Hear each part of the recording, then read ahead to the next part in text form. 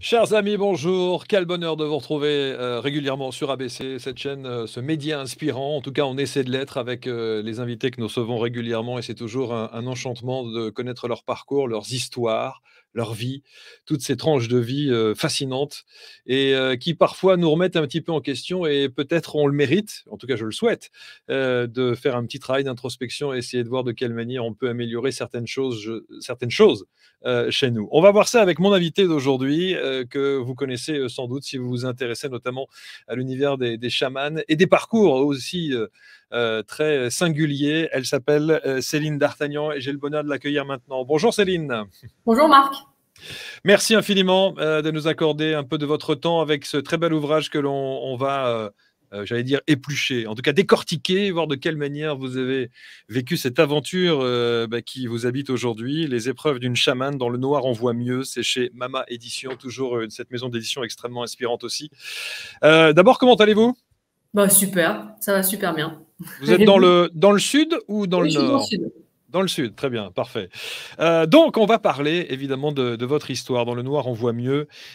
Certains disent que vous êtes une chamane 2.0. Ça vous fait sourire ou pas? C'est vrai. Oui, je suis geek. Vous êtes geek, ouais, exactement. Une Donc, chamane, ouais. c'est pas incompatible hein, pour le coup. C'est pas incompatible puisque si on se positionne en se disant que être chaman, c'est pas un métier, d'abord on a un métier et ensuite, effectivement, on a un sacerdoce.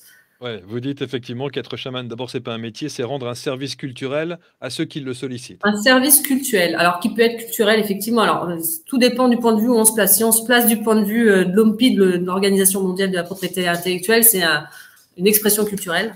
Et puis, si on va vraiment jusqu'au bout de la réflexion et de la pensée, on est sur un service cultuel, puisque on va rendre culte, rite et rituel à des esprits. Voilà. Donc, de là où j'ai appris, c'est les traditions mongoles. Donc, ça va être Tengri, le ciel père. Est-ce que c'est vrai, vous l'écrivez, donc ça doit l'être, mais vous dites que j'ai écrit ce livre pour ne plus avoir à raconter mon histoire dans les dîners, les brunchs et les expos. C'est vrai? C'est vrai, j'étais fatiguée. En fait, au début, vous racontez, parce que l'histoire est assez longue, étalée sur 10 ans. Et puis, au début, à chaque fois, vous racontez un petit bout à vos amis, puis le wagon commence à ressembler à un énorme TGV. Et à la fin, quand il faut reprendre toute l'histoire, c'est assez long. Et la dernière fois que je l'ai raconté, ça a duré 3h15. Et je me suis dit, plus jamais je la raconte pendant 3h15. Je l'écoute. Voilà. Donc, le livre est là, en tout cas, pour ceux qui veulent être vraiment dans le détail et dans le parcours. On va y revenir. Donc, ça vous dérange pas d'y revenir point par point, quand même? Non, avec plaisir. Alors, on va revenir à cela et je pense que la priorité, lorsqu'on doit parler de votre parcours et de votre histoire, qui est vraiment jonchée de situations parfois improbables, c'est peut-être le fait de revenir sur votre histoire, votre enfance, et en particulier sur votre famille. Parce qu'on a le sentiment quand même que votre famille, il y a quelque chose qui se passe. Vous avez une petite sœur qui s'appelle Aurélie. Vous avez grandi, alors vous dites que vous avez grandi dans une cité, votre maman a grandi, une enfant de la DAS, voilà, absolument. Et puis votre grand-mère a épousé donc votre grand-père qui lui aussi venait de la DAS. Oui, aussi. C'est pour ça qu'ils s'entendaient super bien. Et vous avez un oncle qui lui est d'Algérie. C'est ça? Toute une partie de ma famille, donc toute la famille de ma mère est d'Algérie. Et on a des origines berbères, effectivement, kabyles et touareg. Et alors, ce qui est incroyable, c'est que votre oncle, cet oncle d'Algérie, lui, il lit l'avenir dans les empreintes de doigts qu'on laisse dans le sel. Lorsqu'on étale le sel, vous mettez vos empreintes de doigts et il faisait ça. Oui, ce qu'on appelle la géomancie. Donc, c'est un vieil art divinatoire qu'on utilise encore en Afrique. Qu'on fait effectivement dans le sel, dans le sable. On utilise aussi des points avec son doigt. Voilà. Et c'est marrant parce que je suis allée dans le désert d'Algérie chez les Touaregs et pour m'amuser, j'ai commencé à faire ça dans le sable et j'ai eu tous les Touaregs autour de moi et tout le monde me posait des questions parce qu'en fait, c'est vraiment quelque chose qui est resté ancré dans ces populations. Ouais. Mais qu'on ne connaît pas ici en Occident, pas trop.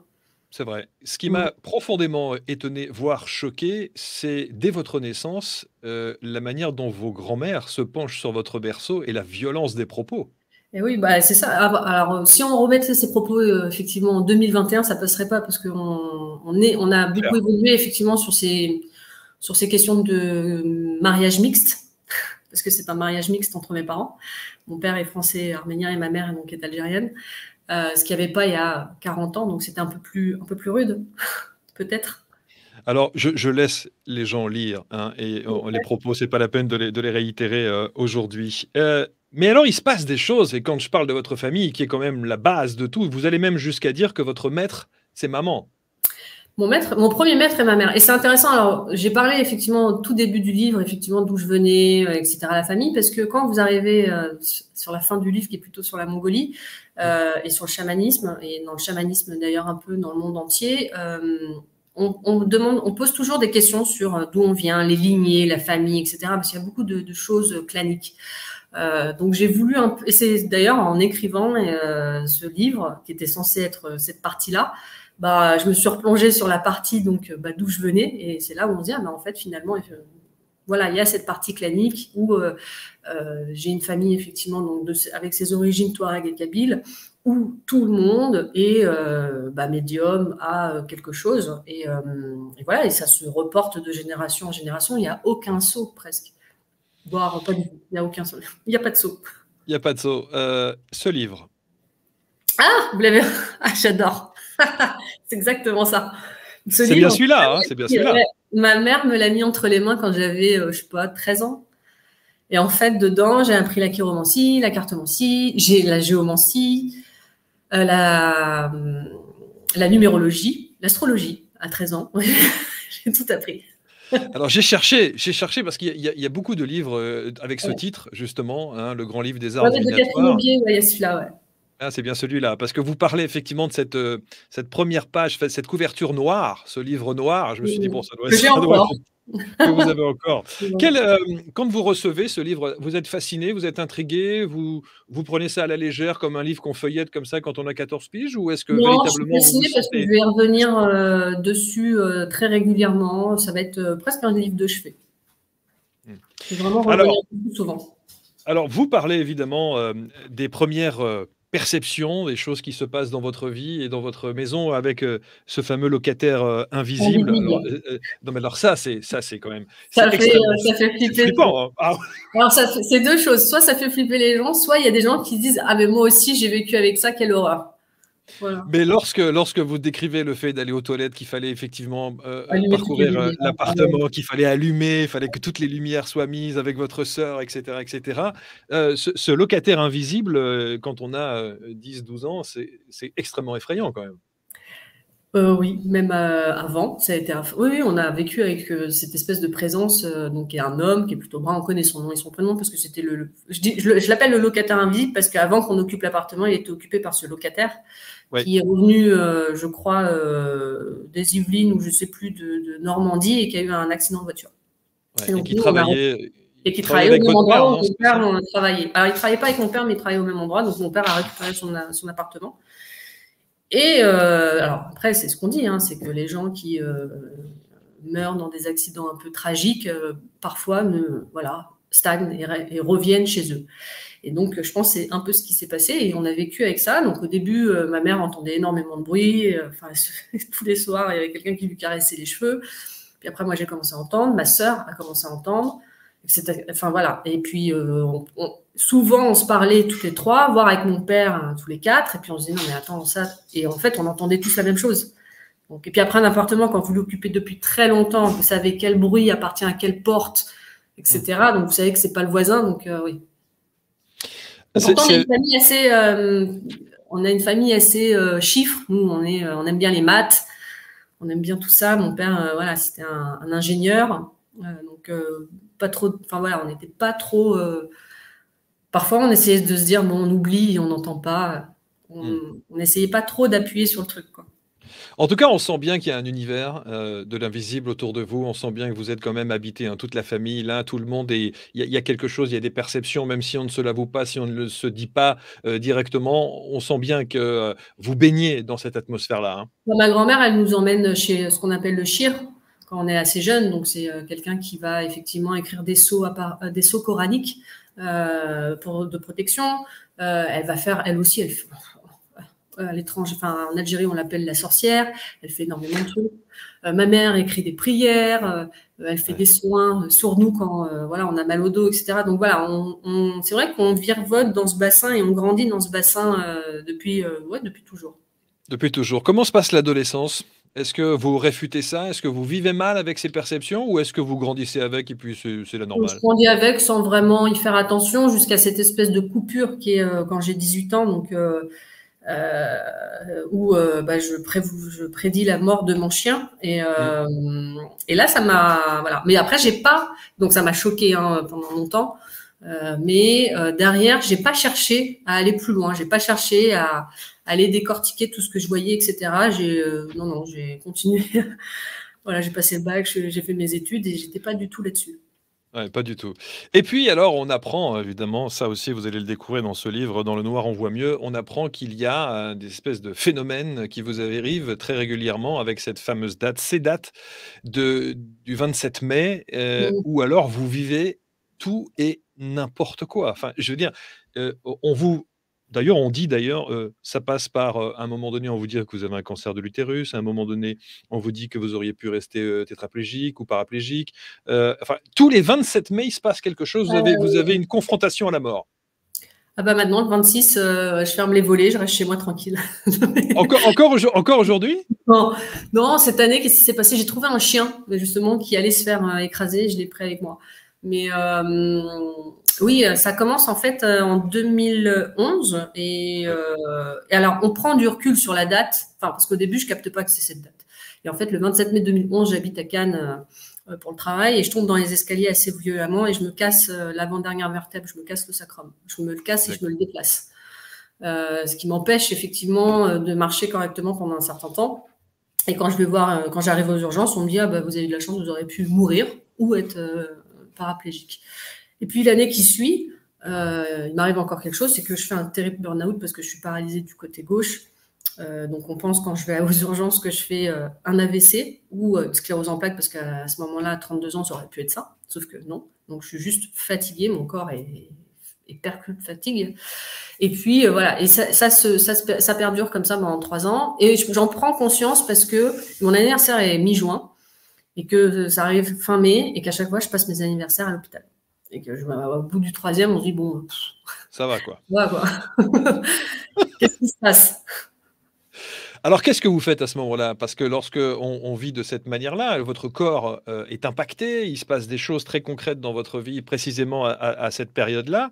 On vit avec ou on commence à se remettre en question et Non, à se c'est dire en qu'il est temps? question.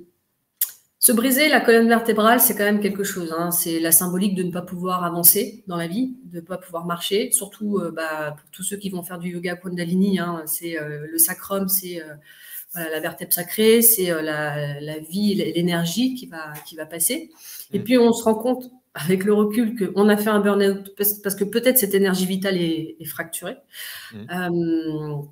Donc c'est assez conséquent et donc c'est surtout oui c'est la conséquence de ces deux choses qu'il faut qu'on fait le ménage un peu par le vide et on se dit ok comment je réorganise les choses pour pas que ça m'arrive et qu'est-ce qui s'est passé pour que à un moment donné bah, ça se passe et que j'ai plus du tout envie que ça se passe quoi j'ai plus du Mmh. tout envie de faire de burn-out et puis bah, je me suis pété quand même la gueule dans les escaliers en marbre parce En que marbre? j'allais au travail, il était 6 heures du matin. C'est pas normal d'aller au travail à 6 heures du matin quand ça commence à 9 heures. Voilà, moi, je suis un peu une workaholic. Hein. Et donc, c'est comment on arrive à gérer voilà, ce côté très j'aime travailler. Ça a toujours été comme ça. J'ai toujours aimé aller à l'école, mais sans se mettre en danger. Quoi.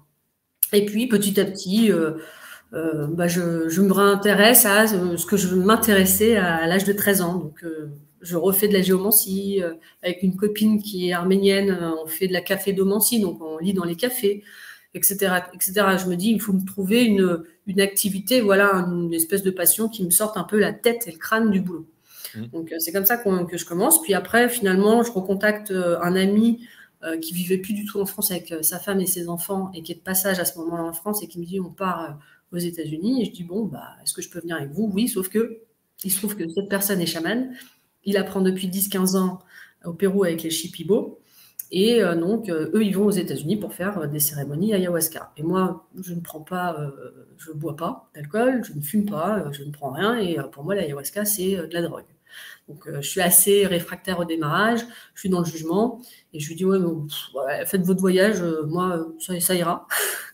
Et puis, finalement, je me dis, bon, vu ce que je viens de traverser, ça serait con quand même de, voilà, de pas... voilà, d'être dans le jugement, etc., vu que je viens de me taper quand même 3 ans assez galère. Et j'accepte en fait de tester donc une cérémonie à Paris avant de partir et de prendre ma décision avant de partir en vacances à l'étranger. Et donc, au lieu de prendre un verre, parce que l'odeur de l'ayahuasca me dégoûte un peu, je prends juste une cuillère à café. Et là, je vois beaucoup, beaucoup, beaucoup de visions et ça me reconnecte, je pense, avec ce que je sais depuis toujours, avec toutes ces visions, etc., etc. Et vous décidez, à ce moment-là, il y a une vraie prise de conscience et là, vous vous rendez compte qu'il va peut-être falloir prendre un chemin à 180° ou pas? Non, pas encore. Encore? Non, pas encore. Je travaille à ce moment-là, je démarre chez TF1, tout se passe bien. Ouais. Je pars en vacances donc avec eux, qui sont pas vraiment des vacances, hein, parce que je les appelle les terroristes de la spiritualité. Hein. Moi, je m'attendais Exact. à aller, moi, je m'attendais à manger des hamburgers. Et je tombe dans un univers où tout le monde est vegan, il faut chuchoter. Voilà, je comprends pas trop. Et je fais les cérémonies, hein, j'en fais pas beaucoup avec ayahuasca, je fais toujours une petite cuillère, mais ça s'arrête assez vite parce que je me rends compte assez vite que en fait j'ai pas besoin de ça, que je peux communiquer avec la plante sans rien. Et surtout, il y a une cérémonie qui se passe à New York à un moment donné, qui est assez révélatrice, où je pense que j'incorpore à ce moment-là mon grand-oncle qui est géomancien.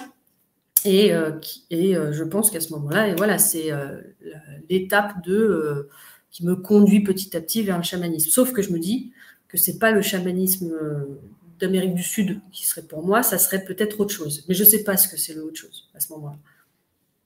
Est-ce que c'est, la vision de ce jeune, Mongol qui vous arrive à un moment donné qui, là, véritablement va déterminer la suite de votre aventure? C'est assez déterminant, ouais. Alors, ce qui se passe, c'est que je rentre de vacances. Euh, je rentre de vacances, si on peut appeler ça des vacances. Oui, oui. Mais voilà, je rentre des États-Unis et je me dis, bon, bah, c'est cool, je retourne au travail, etc. Alors, je retourne au travail, mais c'est pas cool du tout parce qu'en fait, tout ça m'a ouvert à l'invisible de manière Exponentielle. exponentielle et unilatérale. J'arrive plus du tout à contrôler les choses. J'ai l'impression que chez moi, c'est une porte de saloon. On entre, on repart. J'entends des tas de choses et j'arrive pas à maîtriser cette porte qui s'ouvre et qui se ferme. Donc, il m'arrive plein de trucs, plein de choses, des choses agréables, des choses moins agréables, qui fait que j'arrive presque à un moment donné à ne peu dormir parce qu'il y a des choses qui sont pas très agréables et qui me font peur. Et puis j'entends beaucoup de voix, donc à un moment donné, je me dis, bon, je passe par une phase psychotique, hein. Peut-être qu'il faut que j'aille voir le psy. Je délire. Je délire total, donc je vais voir cette psychiatre. Je lui dis, voilà, peut-être que je passe une phase psychotique ou j'en sais rien. Elle me dit, pas du tout, vous êtes surdoué. Donc elle veut me faire passer des tests et moi je refuse, mais elle me dit, et comme moi je suis pas très réceptive à d'autres formes de traitement ni rien. Elle sait que j'aime bien tout ce qui est ultra naturel. Elle me dit, bon, bah, faites de la méditation. Moi, c'est ce que je vous conseille, rentrez à la maison et faites de la méditation. Je me dis, bon, moi, à l'époque, je fais beaucoup de sport un peu énergique. Du crossfit, je fais des exercices de boxe taille. Enfin, je suis pas du tout dans la méditation et le yoga. Et donc, je me dis, je vais pas y arriver avec la méditation parce qu'il faut se poser, il faut être assez calme. Voilà, ça, c'est un truc pour moi.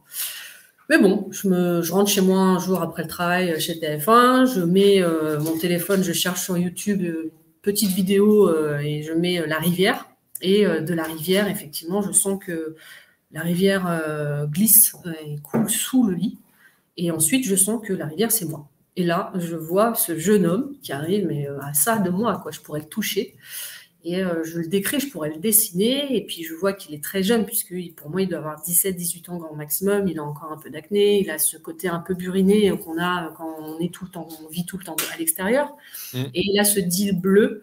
Le deal, c'est le costume traditionnel chaman. Et puis, pouf, il me regarde et il me dit droit dans les yeux, on t'attend. Alors là, je me dis, mais ça peut pas ne pas être vrai, puisque c'était tellement réel, j'aurais pu le toucher. Et je vais rester avec cette vision pendant de longs mois sans savoir quoi faire. Quand vous avez cette vision et qui, au bout d'un moment, vous incite effectivement à partir en Mongolie, quel est le déclencheur? Qu'est-ce que parce que, quand on reçoit ça, il faut évidemment digérer les choses et puis voir de quelle manière effectivement on va, appréhender, ce futur voyage en Mongolie. Par quoi on démarre? On va sur internet, on prend un billet d'avion, on se dit: «Je vais à cet endroit». Comment est-ce qu'on choisit l'endroit? Comment est-ce qu'on choisit la communauté? Comment on se prépare à ça? Bah, j'ai rien choisi. En fait, c'est 2 déclencheurs. Le premier, c'est que je parle de ça, à un ami qui me présente une autre amie, qui me présente une autre amie, bon bref, et je finis par, tomber sur Anne-Sylvie Mézin, Oui, qui prépare à ce moment-là un documentaire pour, France 5, sur la Mongolie. Et donc je lui raconte un peu toute mon histoire et elle me dit, «Tu sais, en Mongolie, ils prennent pas ça à la légère. Ton histoire est un peu bizarre». Je dis: «OK, en Mongolie?» Bon, moi je et là-dessus, elle me dit, «Moi, je pars là-bas, on se connecte sur Facebook et quand je reviens, on se reparle». Et puis un jour, au bout d'un certain temps, elle poste ce qu'on appelle les photos de fin de tournage, hein, où il y a tout le monde, hein, il y a les équipes sur GRI, Facebook, ouais. voilà, sur Facebook. Et sur toute la galaxie de gens qu'il y avait sur cette photo, je reconnais ce jeune homme. Et je me dis, mon Exact. Dieu, il existe. Là, c'est le choc. Je me dis, mais c'est un truc de dingue. Et j'ai failli tomber de ma chaise au bureau. Et bon, je fais toujours rien, mais j'en parle à Anne-Sylvie. Donc, elle rentre de voyage. Elle me dit, bon, tu sais, il faut que tu creuses quand même. Et elle me dit, il y a un clan de chamans qui vient très régulièrement en France ou en Europe. Mmh. Tu devrais les voir. J'ai été vérifier, effectivement, parce qu'elle a beaucoup de contacts avec la Mongolie. Et puis, il y a beaucoup de charlatans. Donc, il faut quand même vérifier. Même en Mongolie, il y a beaucoup de chamans et de charlatans. Donc, elle vérifie que ce clan soit quand même pas des charlatans, mais de vrais Mmh. chamans. Et il se trouve que dans un mois ou deux, ils sont là. Donc, je prends rendez-vous, voilà, et je me pointe à Paris. Donc, j'attends. Donc, je finis par passer devant un chaman qui s'appelle Temoulen, qui est assez jeune, qui doit avoir à l'époque 30 ans. Et il n'arrive pas du tout à faire la cérémonie. Il a un mal de tête et il me demande de l'attendre dehors. Et moi aussi, j'ai un mal de crâne pas possible. Et donc, moi, il m'impressionnait avec son costume. Et puis, il sort, en fait, un jeune homme, voilà, avec des Air Jordans, la coupe à la mode. Enfin, c'est ça qui est assez intéressant, je trouve, culturellement. Et il me dit, bah, chez nous, c'est hyper important. Et je suis désolée, mais tu as 2 ans pour aller en Mongolie. Et là, en fait, je cherche plus trop à tergiverser. Je me dis, bon, bah, c'est bon, il y a quand même tout sous mon nez, on va y aller. Ce jeune homme existe, on me dit que c'est la Mongolie, on me dit qu'on m'attend. Le chaman me redit ce que je sais, plus ou moins au fond de moi. Donc, prenons un billet d'avion. Et donc, je prends un billet d'avion pour, on était au mois de mars, ou un truc dans le genre, et je prends un billet d'avion pour le mois de septembre. Ce qui est assez incroyable dans votre histoire, c'est que vous avez du cran. Parce que quand vous partez avec vos amis aux États-Unis, qui vous font faire des cérémonies, les Burning Man, New York, Ah Los oui, Angeles, et cetera, je veux dire, l'expérience. prendre de l'ayahuasca, je vais prendre juste une petite cuillère, et cetera. Enfin, je veux dire, vous osez quand même, vous avez du cran. Bah, il y a eu beaucoup de discussions, hein, au démarrage, parce que j'avais beaucoup d'a priori, beaucoup de jugements, hein, autour de ça. Moi, je ne connaissais pas. Alors après, avec le temps, j'ai quand même énormément creusé. Et après, moi, j'ai un point de vue qui est très aujourd'hui orienté sur les peuples autochtones et leur savoir, hein. Mmh. Donc voilà. Mais c'est vrai qu'au début, au démarrage, c'est vraiment, je pense, la seule fois de ma vie où je me dis, bon, on va pas mourir idiote, vu que je suis déjà passée 2 fois à côté de la mort, ou 3 fois à côté de la mort. Donc voilà. Et puis, j'y vais pas non plus totalement, parce que je prends pas un verre, je prends une cuillère. Donc voilà. C'est Mmh. pas, je Et fais ce qui est pas l'entre largement deux. suffisant. Et ce qui est largement suffisant dans votre cas, visiblement, Et puisque vous puis, n'avez j'en ai même pas pas pris beaucoup, parce que j'en ai pris ouais. 3 cuillères, je pense. Et, Mmh. et ensuite, même les cérémonies en tant que chaman, quand j'ai fait des cérémonies avec des chamans Shipibo, on était tous les deux chamans, du coup, et on Mmh. prenait rien, et on avait des gens qui étaient là, et tous les deux, on voyait la même chose, on communiquait avec la plante sans prendre, quoi. Et donc, c'est là où on Mmh. se dit, bon, bah, OK, quand on capte le truc, c'est complètement différent. On peut ne pas prendre. 1er voyage en Mongolie, dans quel état d'esprit vous êtes? Surexcitée, inquiète, attentive, relâchée, décontractée? Non, non, je suis tendue comme un arc. Je vomis tout, je vomis tout avant d'aller à Roissy. Non, c'est une catastrophe. Je refais mon sac 5 jours à l'avance, ce qui m'arrive C'est ça. jamais. Je suis tendue. Puis surtout, j'arrive, puis je me dis, bon, tu vas aller voir un jeune homme qui a 17-18 ans, qui ne te connaît pas. Toi, à l'époque, je ne sais plus quel âge j'avais, peut-être 34 ans. Qu'est-ce que tu vas lui raconter, quoi? C'est lui qui est censé avoir la suite de l'histoire, mais la suite de l'histoire de quoi? Mais bon, comme je veux avoir le cœur net, et puis, oui, je veux avoir le cœur net, je veux aller jusqu'au bout des choses. Donc, j'arrive là-bas et je raconte mon histoire donc à la Chouka qui, la fille qui organise mes voyages. Et Chouka me dit, bon, bah, de toute façon, demain, on va pas voir ce jeune homme qui s'appelle Shin Bayar. On va d'abord faire une cérémonie de protection. Parce qu'avec tout ce qui t'arrive, on n'a pas envie qu'un pneu crève ou que le train en déraille. On n'était pas à 27 mai au moins, non? Ça Voilà. va. Non, c'était pas. Ouais, j'avais tout fait pour pas que ça tombe en 27 mai. Mais ouais. Bon, ça va. D'ailleurs, c'est assez marrant parce que du coup, dans notre famille, on porte chance. Et c'était juste en fait le fait d'être. Tous ces événements sont faits pour revenir sur le bon rail. C'est assez marrant d'ailleurs. Et donc, bah, je suis en Mongolie. Le lendemain, on me dit, tu vas faire une cérémonie de protection, ok. Et donc, je m'amène devant la maison. C'est dans un quartier qui s'appelle Gare District. Donc, c'est le quartier des Girs, des guerres, donc des yourtes. Donc, c'est vraiment, c'est pas très, c'est un quartier un peu pauvre. Hein. C'est les gens qui arrivent un peu de la campagne, qui savent pas où se poser, ils posent une yourte, basta. Et puis, c'est un chaman qui est un peu reconnu parce que il a eu un parti politique, plutôt orienté écologie. Il s'est battu contre les industries minières australiennes pour pas forer le sol de sa région, de sa province, qui est Moron. Et puis, il a créé une association où il traverse tout le pays pour aller dénicher les vrais des faux chamans. Il est assez marrant, Rangsook. Et donc, on fait cette première cérémonie dans un bois qui est le bois sacré. On met 2 heures pour l'atteindre. Et à la fin de la cérémonie, moi, je me dis, il fait sa bénédiction. Et puis, c'est bon, demain, je pourrais aller rejoindre Shin Bayar. Et en fait, il dit non. Je suis bon, vous êtes chaman. Ah bon, d'accord. Et vous êtes chaman par la lignée de votre mère. Donc, du coup, ça me conforte dans oui. le début. Et donc, moi, je suis là dans cette forêt au milieu de nulle part, qui est dans un parc régional, d'ailleurs. Et je me dis, OK, bah, on apprend ça où? Et puis moi, je m'exporte déjà dans les rayons de la FNAC. Je me dis, bon, bah, c'est un truc de développement personnel. J'ai pas encore ce côté où maintenant, je suis beaucoup plus positionnée sur l'éthique, etc. Mais au démarrage, je suis vraiment sur un truc de, OK, bon, je vais apprendre ça dans un bouquin. Et alors là, il me fait un gros stop. Il me dit, non, pas du tout. Il faut apprendre à l'oral. C'est moi qui vais t'apprendre. Enfin, il me dit pas que c'est moi qui vais t'apprendre. Il me dit juste, c'est une transmission orale et il faut qu'il y ait un chaman qui t'apprenne. Je fais d'accord. Et là, je regarde à droite, je regarde à gauche et je lui dis, bah, il y a que vous. Est-ce que ça peut être vous, mon prof? Et donc, il fait quand même tout un cérémoniel où il va me il va jeter des osselets par terre, il va brûler un omoplate de mouton, il va faire de l'astrologie tibétaine mongole. Enfin, il y a tout un truc comme ça pendant au moins une demi-heure, 3/4 d'heure pour finalement me dire, on est compatible, tu peux devenir mon élève. Donc, il vous teste quand même. Hein. Bah, oui, moins qu'Enketuya, mais il me teste, ouais.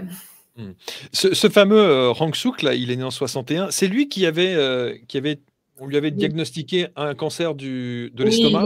Alors, j'ai mis son histoire. Ouais. Il y a un chapitre où c'est son histoire. C'est lui qui l'écrit. Et effectivement, lui, il est né en 60, donc pendant le communisme, où ses parents et grands-parents n'ont pas pu pratiquer ou ont pratiqué en cachette le chamanisme. Sinon, on était emprisonnés ou persécutés. Donc, on le voit sur la photo. Là, c'est lui qui est à droite en trait bleu. Et c'est quelqu'un qui au début n'y croyait pas du tout et qui a eu un cancer de l'estomac et il est resté assez longtemps à l'hôpital.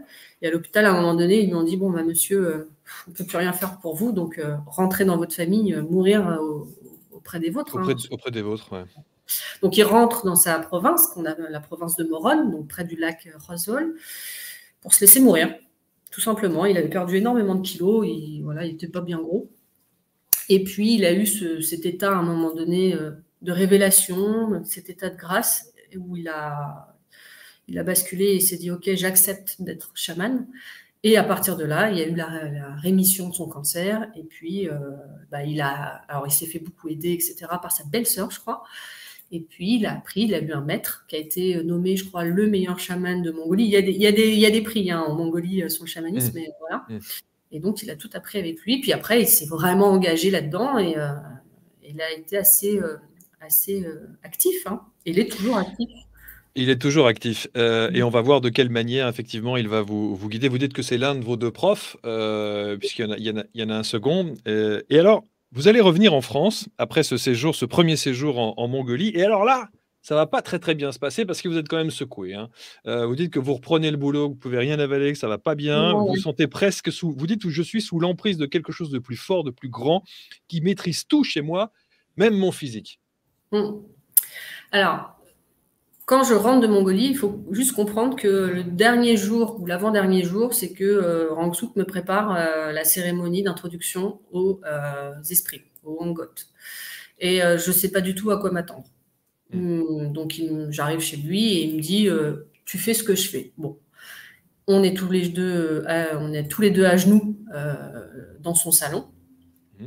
Et il commence juste à agiter un outil chamanique où il y a des grelots. Et je me dis à ce moment-là, je vais jamais rentrer en transe, c'est Rangsook. Je vais jamais rentrer en transe, c'est pas possible. Et je rentre. Au moment où j'ai même pas le temps de finir cette phrase, c'est comme quand quelqu'un vous met l'anesthésiste vous met le masque et puis vous partez, vous avez cette Oh! dernière phrase et vous n'avez pas le temps de la voilà. Et boum, je rentre en transe, mais dans une transe assez dure, puisque je frappe le sol et j'ai une bague à ce moment-là et que je casse la latte, effectivement, chez Rangsook.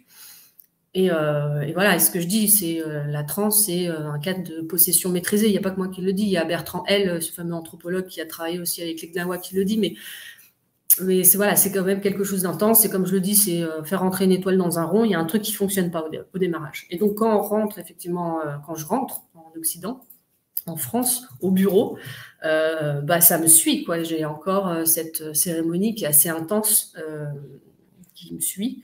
Et donc, oui, manger, les premiers jours, c'est assez compliqué. Ouais, on n'est pas bien. Ouais, Avec le ouais. temps, en fait, c'est de ça aussi tout l'art, c'est d'apprivoiser ceux avec lesquels on va travailler toute sa vie, et puis finalement, pour ne faire qu'un, Mmh. et voilà, et d'être en fusion totale. Mais ça prend du temps. Et au démarrage, c'est pas du tout comme ça. Donc, vous n'êtes pas évidemment dans votre assiette à ce moment-là, on sent qu'il y a un léger décalage. Là où ça a été étonnant aussi, c'est de lire que votre famille, qui est pourtant, à l'origine de tout cela, puisque c'est une lignée, votre famille se moque de vous. Il y a même des expressions où on vous dit, oui, on vous dit, «Dis donc, ça y est, tu as passé ton MBA, d'ésotérisme, comment ça se passe?» C'est étonnant quand même parce que vos parents vous prennent quoi pour quelqu'un de satellisé à ce moment-là? Et ils se disent: «Mais qu'est-ce qu'elle fait à partir en Mongolie?» et voilà, ou elle c'est juste un Alors, petit délire? c'est là où il y a le grand écart culturel.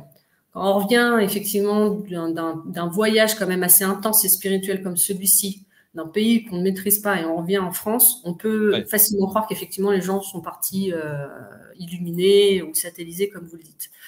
Sauf que il existe ce gros gap culturel. Et c'est ça qu'il va falloir travailler pour déjà bien communiquer dessus. Qu'est-ce qui se passe, et aussi ne pas faire n'importe quoi, parce que j'ai 2 profs qui sont très dans la tradition, qui ne veulent Mmh. pas qu'on bouge effectivement leurs expressions culturelles. Et donc moi, c'est vrai que je vais avoir toute une réflexion, je vais démarrer toute une réflexion sur c'est quoi les expressions culturelles aujourd'hui, comment elles sont portées dans le monde et au regard d'une France laïque, comment on peut les utiliser sans en faire des choses complètement déviées. Voilà, il y a tout un tas de réflexions derrière. Mais c'est vrai qu'au démarrage, vu de loin, vu qu'on voit ça au travers d'un reportage télé, etc., Ouais. c'est complètement différent Ouais. lorsqu'on revient et que on doit expliquer. Rangsook va venir en France. Oui. Il va venir en France et là, évidemment, vous allez organiser quelques cérémonies C'est et là, moi, ouais. il vous dit: «Non, mais il faut repartir. Il faut repartir en Mongolie» et il vous incite effectivement à un nouveau départ. Alors, il vient en France, lui, il découvre l'Occident, il découvre notre façon de vivre, donc avec toutes ces voitures, etc. Eh Mais il me oui. dit, oui, bon, ça serait bien, ouais, t'es prête. Donc, parce qu'en France, il me fait faire quelques cérémonies sans costume, sans rien. Et il me dit, et il le voit que je suis prête, donc il me dit, s'il te plaît, book ton billet dans pas très longtemps et tu retournes. Et là, on va faire l'intronisation aux esprits avec le tambour et tout le costume et tout le masque. Eh oui. Alors ce costume alors ce qu'on apprend aussi, c'est que, lorsque vous allez repartir en Mongolie, il y a toute cette, cérémonie avec le mariage spirituel, la remise du costume et des outils et Ouais, c'est un peu puis, prenant. en contrepartie, il y a des vous devez donner des offrandes, c'est ça? Ouais, c'est ça. Et alors, Ça, ce qu'on apprend après, c'est que, c'est pas le bon costume, c'est pas les bons outils. Ça dép eh beh, c'est encore là. Moi, je trouve que ça en fait, ce qui se passe, c'est que on apprend avec un premier professeur, on apprend dans sa culture à lui et sa culture, lui, à Rangsouk, il vient de la tribu des Dalrat et chez les Dalrat, ils disent qu'il faut un costume avec un aspect brillant pour que les esprits glissent et cetera, voilà. Alors que quand je bascule chez Nketouya, qui est de la tribu des Touva, des Tsatanes, pour elle, il faut absolument pas que les costumes aient un aspect soyeux, il faut que plutôt qu'il y ait un aspect coton pour que les esprits accrochent. Donc voilà, c'est deux choses complètement différentes. Donc, et c'est là aussi où l'oralité fait que ça transforme les choses. Mais bon, la finalité, c'est qu'il faut un costume. Mmh. Et après, quand on remonte, voilà, pourquoi un costume, là, on va chercher. Alors moi, après, j'ai suivi quelques cours à l'Institut européen des sciences des religions et lu quelques livres, mais il y a tout un passage assez intéressant de pourquoi ce costume, parce que ce costume, avant, on le mettait sur les arbres, parce qu'on avait un culte des arbres, pour protéger et mettre effectivement pour couvrir les arbres. Sauf qu'on a Ouais. arrêté de mettre les costumes sur les arbres parce que les étrangers qui passaient par là ne comprenaient pas ce culte et piquaient les affaires. Ah Donc, on ouais. a commencé soit à tailler dans des bouts de bois, soit à nouer des nœuds. Et donc, c'est pour ça qu'on se retrouve avec ce qu'on appelle des haddaks, donc les tissus de prière qu'on va aller nouer sur des arbres ou des troncs, etc., etc. Alors en même temps que vous parlez, évidemment, je ponctue, tout ça avec, on décrira dans quelques instants justement Les ce photos. fameux ouais, ce fameux costume et la manière dont, alors du coup, vous êtes prise entre 2, c'est-à-dire que vous avez votre premier professeur, Hang Suk, qui, vous dit certaines choses, puis d'un autre côté, vous avez ce second professeur qui vous dit, autre chose et là, vous dites: «Je sens clairement qu'il y a une cassure et qu'il faut que je me libère de ce premier professeur, Hang Suk, qu'il faut que je le mette un peu de côté»? Alors, j'arrive effectivement un peu sur la fin de l'apprentissage avec Rangsook, sauf que à ce moment-là, moi, je suis en Mongolie pour faire des achats, parce que je trouve pas sur Internet, acheter ce qu'on appelle du hats.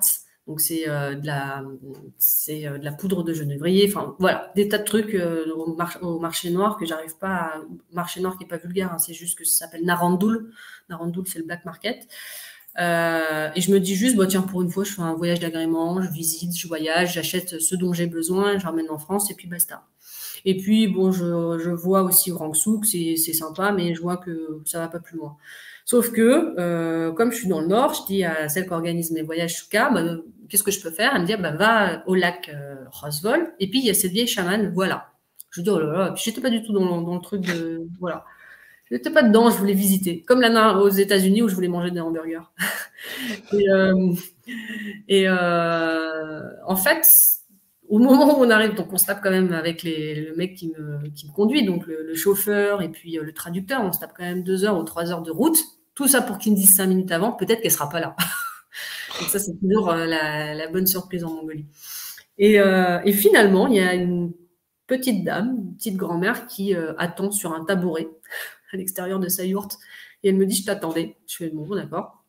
Et donc, elle me fait rentrer dans sa yourte. Puis, je lui raconte un peu mon histoire. Je lui dis que je suis un peu sur la fin, voilà, que je suis très heureuse d'avoir rencontré Rangsook, que Mmh. vraiment, beaucoup de respect pour lui, ce qu'il m'a appris, mais je sens que je suis un peu sur la fin. Et puis, finalement, on était deux. Puis, bah, petit à petit, la famille de Nketouya va s'inviter dans la yourte et va essayer d'entendre le récit. Et puis, Nketouya va me dire, tu es chamane par ta mère. Bon. Elle me dit, moi, je veux te tester. Ok, pas de problème. Donc, elle me teste une première fois sur une cérémonie dans sa yourte. Donc, bah, j'enfile le costume, etc. C'est elle, d'ailleurs, qui va se moquer du costume, qui va me dire, c'est quoi ce costume de Ouais, c'est chanteur? ça. En fait, la cérémonie, Nketouya et Rangsook se connaissent, ils ont le même âge, ils ont habité et grandi au même endroit, mais comme c'est des tribus, etc., un peu différentes, avec des cultures différentes, et puis je crois qu'ils ne sont pas dans la même vibe tous les deux. Mmh. C'est vrai qu'il est vachement, il se met en avant, il a une association, il a eu un parti politique, voilà. Nketouya, pas Mmh. du tout, il est resté éleveuse de reine, voilà. Mais Nketouya, elle vous dit, hein, effectivement, dès le départ, elle dit, «Tu as toujours été chamane, tu es chamane et tu resteras chamane», hein. C'est toute la lignée, il n'y a pas que moi. Ouais, c'est pour ça. Ouais. C'est tout nous, maintenant et plus tard. Et elle Et vous donc, dit qu'il y a là pour il y a 3 ans d'apprentissage, c'est ça? oui, alors elle me dit, il y a encore 3 ans d'apprentissage pour apprendre surtout du rituel, c'est-à-dire où positionner les objets avec toute la symbolique derrière. Pas tant aller en transe, etc., parce que ça, c'est vraiment quelque chose, j'ai pas besoin de tambour ni rien. Mais c'est vraiment apprendre tous les codes, toute leur culture, etc. Et elle veut vraiment que, voilà. C'est là où moi, je trouve ça passionnant, parce que vous arrivez chez des gens que vous connaissez pas, qui vous ouvrent leurs portes passionnément, qui vous partagent leur culture. Plus que ça, c'est que vraiment, c'est dans leur trip. Hein, Ouais. ça vient joncher toute l'année des rituels, etc. Et ça vient rassembler toute la communauté. Et voilà. Et donc, je pense qu'elle veut que j'apprenne par cœur sans dévoyer quoi que ce soit. Donc, c'est ça qui est passionnant, je trouve. Alors avant de poursuivre, ça c'est vous? Ça, c'est moi, oui. Et ça c'est le bon costume ou c'est le premier Le costume? premier. Le bon, il n'a jamais été pris en photo, il ne sera jamais pris en photo. D'accord. Voilà. Et Donc ça ce c'est tambour était bon aussi, mais je l'ai fendu en deux, je l'ai cassé. mmh. Et c'est le bon masque. J'ai encore les bottes d'ailleurs, ça, les bottes, je les utilise encore, la maillotche aussi. Ouais. Et puis il y a des éléments de ce costume que Nketouya a pris dans mon nouveau costume. Ah, ça c'est les bottes. Ça, c'est Rangsook, ouais. Ouais. Et ça c'est voilà, ça c'est Ça, c'est le le premier. Donc, le il y a beaucoup d'éléments qu'on a repris, notamment là, par exemple, sur le devant, il y a des grelots avec un cœur qu'on voit pas très bien que c'est un cœur, mais bon, il a été repris par Nketouya. Il y a ce qu'on appelle les boudins de serpent. Donc voilà, derrière, il y a toute l'astrologie, les zodiaques, les éléments du zodiaque tibétain-mongol. mmh. Donc voilà. Quand on voit, tout ça, est-ce que c'est agréable à porter? Alors, de l'extérieur, c'est flippant, franchement. Ensuite, c'est pas très si c'est chaud. Alors c'est agréable, c'est chaud. Effectivement, il faut voir le costume comme quelque chose qui protège. J'aurais appris le chamanisme dans un pays chaud, chez les Mentawai avec les Sirikés. Je Mmh. serais tatouée de la tête aux pieds parce que les costumes se portent sur les tatouages sur la peau. C'est ça la Mmh. protection. Donc Alors voilà. Après, on quand va. on est pardon, Allez-y. allez-y, pardon, On c'est va vous. négocier en fait. Tous ces costumes vont être faits et imaginés avec la faune et la flore dans Mmh. laquelle on s'inscrit. Donc c'est pour ça qu'on ne peut pas extraire le chamanisme du contexte d'où on le prend. On est obligé de prendre l'entièreté de la Mongolie, de sa faune, sa flore, de ses mythes, de ses contes, de ses chants, de ses prières, etc., etc. Sur cette photo, il y a un élément qui nous a particulièrement, troublés, En on masque. vous rega ouais, ouais, exactement. Sur le masque, vous avez vu le sigle? Oui, mais ça, ça n'a pas la même signification. C'est le même sigle qu'en Inde d'ailleurs. Donc pour eux, je crois que ça veut dire le vent ou le ciel. D'accord, Mm. d'accord, parce que c'est effectivement, nous, quand on le Et voit j'ai comme ça, checké aussi, hein. D'ailleurs, ouais, ils captent, hein, parce qu'ils sont pas trop ouais, sur notre histoire en mmh. Occident, mais ouais, pour eux, ça n'a rien à voir. Alors une autre photo, là, pourquoi est-ce que vous avez ces bandages? Alors, la veille, j'avais fait la cérémonie d'introduction de mon costume et de mon tambour, enfin de mes affaires. Et ça a été tellement intense que ça a duré 3 heures. Et je me suis déchiré toutes les peaux de la main. Et le lendemain, on m'a demandé de refaire une cérémonie. Et donc, du coup, je me suis dit, bah, je ne veux pas tenir. Donc, je me suis bandé les mains parce que c'était à vif. Ah ouais, c'est violent. Au début, oui. Et alors, quand on voit tout ça, qui est un parcours absolument, fascinant, on se pose quand même la question, vous vous êtes déjà dit plusieurs fois dans votre tête, en arrivant là-bas: «Qu'est-ce que je fous là?» Bah oui, parce qu'on vit les choses seules. Et alors, deux choses. D'abord, on vit les choses seules. Donc, on est en réflexion avec soi-même. La deuxième, c'est, moi, j'ai toujours ce truc où je me suis toujours dit, OK, mais comment je le réinscris, moi, en Occident, si je dois rester traditionnel, etc. Eh Voilà. oui. Et donc, qu'est-ce que je fais là? Comment, si j'apprends pour copier-coller, comment je le copie-colle? Voilà, parce que ces gens, ils ont un travail. Et ils sont chamans à côté, sauf Rangsook qui est vraiment pleinement dans le chamanisme. Mais sinon, globalement, on a d'abord un travail et après on est chaman. Donc, comment j'arrive à garder à être inscrite effectivement dans ma vie, on va dire, classique, donc chez Eh TF1, mais oui. comment j'arrive à faire des cérémonies à côté? Sauf que on n'a pas cette culture. On a une culture d'animisme, de chamanisme, etc. en France. Sauf qu'on ne la connaît pas. Il y a effectivement de l'animisme et du chamanisme en Guyane. Il y en a dans les dom-toms, mais ce n'est pas du tout notre culture ici en métropole. Ça, c'est le clan d'Enketouya. Ouais. Et ça, c'est Alors ça, c'est un bout du clan d'Enketouya. C'est tout petit, ça. Mais ils sont une vingtaine ou une trentaine, ouais. Ça, à droite, c'est Rangsouk, enfin en haut à gauche aussi. Et en bas, c'est en bleu. C'est Shin Bayar avec sa sœur et son neveu. Ah, ça, c'est fascinant. Ouais. Et ça, c'est mes premières cérémonies où je fais des choses toute seule à Fontainebleau. Alors, ce qui est incroyable aussi, c'est que quand on les voit comme ça, ils ont cette gentillesse sur le visage. Oui. Ils ont une espèce de douceur sur le visage. Ils inspirent le respect. Oui, mais moi, je trouve ça incroyable. C'est comme si quelqu'un frappait à votre porte et vous dit, j'ai rêvé de vous, vous devez m'apprendre à cuisiner. Ok, entre, pendant 3 ans, tu vas apprendre à cuisiner chez moi. Bon, c'est bizarre quand même. Ouais, c'est très étonnant. C'est pas bizarre quand vous frappez chez un Mongol et vous racontez l'histoire. Enfin voilà, c'est très culturel. Donc, quand vous revenez en France, évidemment, il y a un changement de vie total. Il faut quitter TF1 et il faut changer de vie, voire de région. Vous allez vous installer dans le sud de la France. Oui, pas tout de suite. Hein. Je reste un long moment chez TF1 parce que je m'y plais, etc. Mais c'est vrai que lorsqu'on creuse sur qu'est-ce que je fais de tout ça, c'est soit on arrête, voilà, et donc ça sert à rien de faire des allers-retours en Mongolie, soit je continue, mais il faut le continuer dans un cadre qui, pour moi, pour l'instant, il n'y avait pas de cadre qui me sied, il n'y avait rien qui me correspondait. Donc j'ai pris la décision effectivement de prendre du temps pour réfléchir à tout ça. Donc j'ai d'abord écrit, pas du tout le témoignage, mais j'ai écrit un livre sur l'animisme. Voilà, pourquoi les peuples autochtones, les peuples animistes sont à la pointe des enjeux d'aujourd'hui, puisqu'ils traitent des enjeux dont on parle non-stop aux 20 heures, donc des enjeux environnementaux, écologiques, sanitaires, thérapeutiques, juridiques, etc., etc. Et quand on creuse sous des prismes avec un langage très occidental, c'est 5% de la population mondiale préserve ces 80% de biodiversité. Donc il y a quand même un vrai rapport qu'on n'arrive pas à comprendre. C'est pas tant il y a presque un rapport spirituel qu'on passe à côté.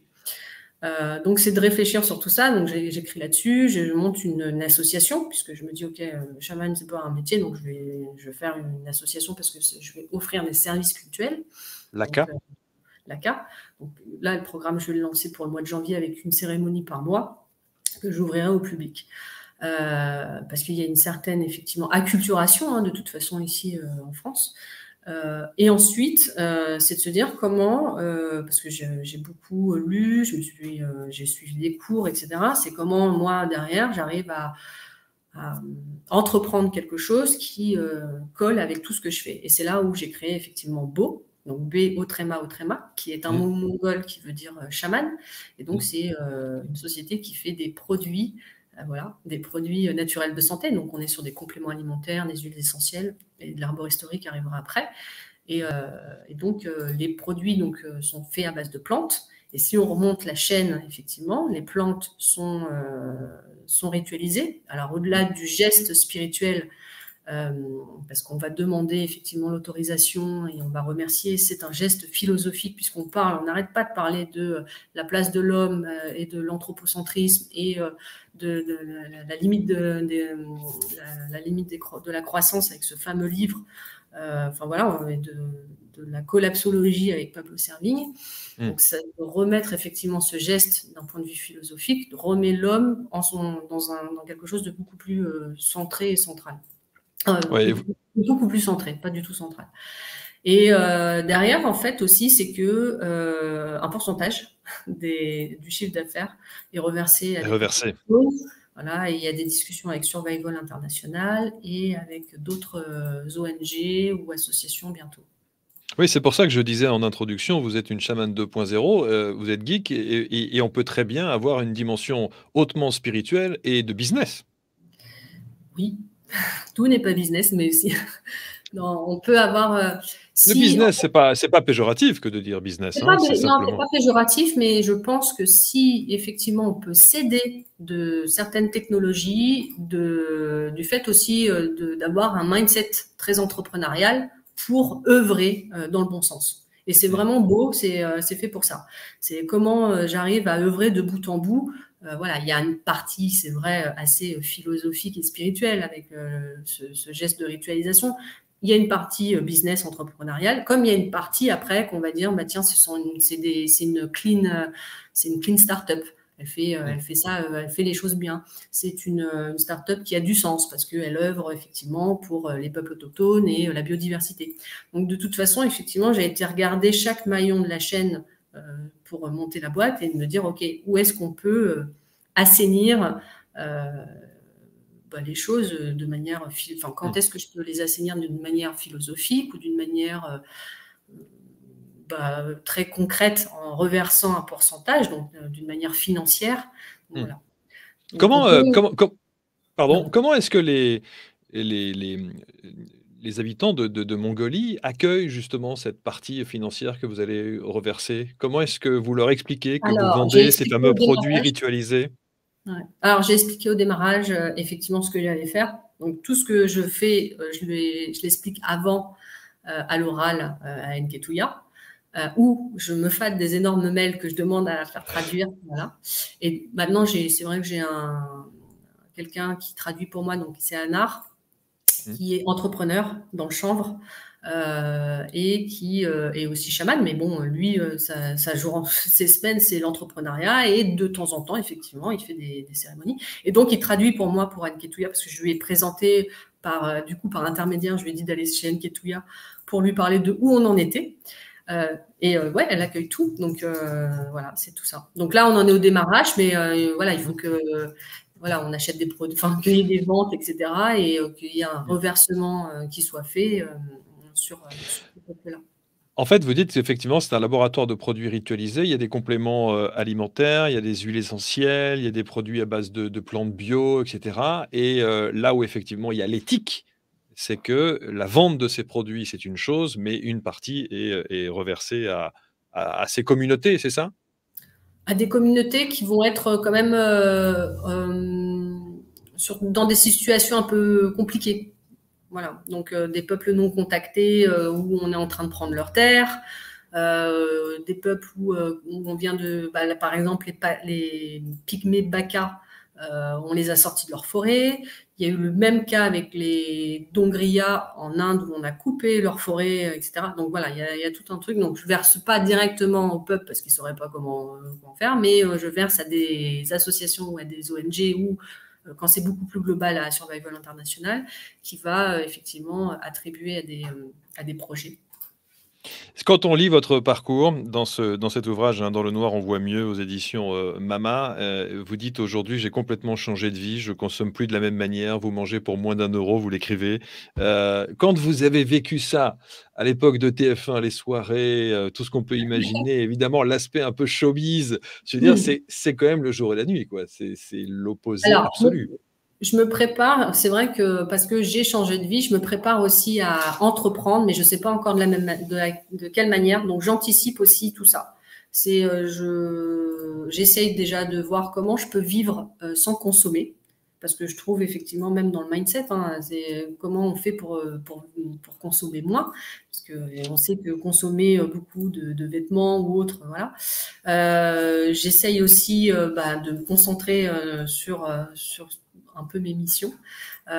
Et je me mets dans un village qui est complètement en retrait par rapport à la côte. Donc, on est 80 habitants. Ouais. Donc, Votre nid d'aigle, comme vous dites. Voilà, qui demande une certaine autonomie, même oui, alimentaire. Donc voilà, donc c'est pas la même vie. Hein. On n'est plus du tout sur du Deliveroo ou sur du Uber Eats. J'imagine. Mais on peut se poser la question. On peut se poser la question, est-ce qu'aujourd'hui vous êtes plus heureuse comme ça? Est-ce qu'il vous arrive de regretter certaines choses de votre Je regrette précédente rien, vie? parce que j'ai rien, pas vraiment changé. Enfin, j'ai changé de vie, mais j'ai pas jeté l'ancienne vie. Donc, ça m'arrive d'être à Paris. Voilà, si il se trouve, la dernière fois, j'avais un ami qui organisait une soirée, j'y suis allée, ça m'a fait plaisir. Alors après, je sens que je suis en décalage parfois. Ah, Je suis plus tellement dedans, et puis c'est l'énergie aussi de Paris qui me.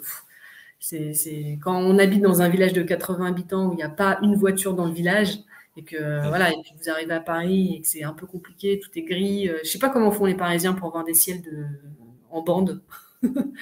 C'est Et compliqué. c'est une ex-parisienne qui le dit en plus, hein. Ouais. Ben oui, mais c'est ça. Je me suis expatriée Ah, je ne pense pas revenir demain à Paris. Ici, dans la région dans laquelle j'habite, on est à la mer, on a le ski, on a les randos, on a les eh animaux. Moi, oui. j'ai des circaètes à 11h30 midi qui font du stationnaire et qui piquent pour aller chasser. Enfin, c'est extraordinaire. Comment fait-on pour ceux qui nous regardent et qui se disent: «Oh là là, mais moi j'aimerais tellement entrer en contact avec Céline D'Artagnan, j'aimerais suivre peut-être son cursus et j'aimerais éventuellement, participer à l'une de ces cérémonies». Est-ce qu'on peut? Alors on peut, il faut que je fasse encore le programme de l'ACA pour la nouvelle année. On peut. Alors il y a pas mal de choses qui est sur célinedartagnan.com, donc il va redriver sur le livre, sur Beau, les compléments alimentaires et les huiles essentielles, sur l'ACA. Et l'ACA, il y a des cérémonies effectivement publiques ou des cérémonies privées. Les cérémonies publiques, donc je vais les ouvrir là, je vais faire le calendrier une fois par mois. Les cérémonies privées, en revanche, donc il faut quand même écrire un long récit. Je ne reçois pas assez facilement parce que tout n'est pas cérémonie. Et on vient d'abord quand on veut une cérémonie privée, on vient pourquoi? Parce qu'on Alors, a un besoin de rééquilibrage? les cérémonies privées vraiment, où je vais dire oui d'office, c'est les cérémonies d'ancestralisation. Ici, en Occident, on a encore dévoyé quelque chose qui appartient à ailleurs, c'est les constellations familiales. Les constellations familiales viennent des cérémonies d'ancestralisation.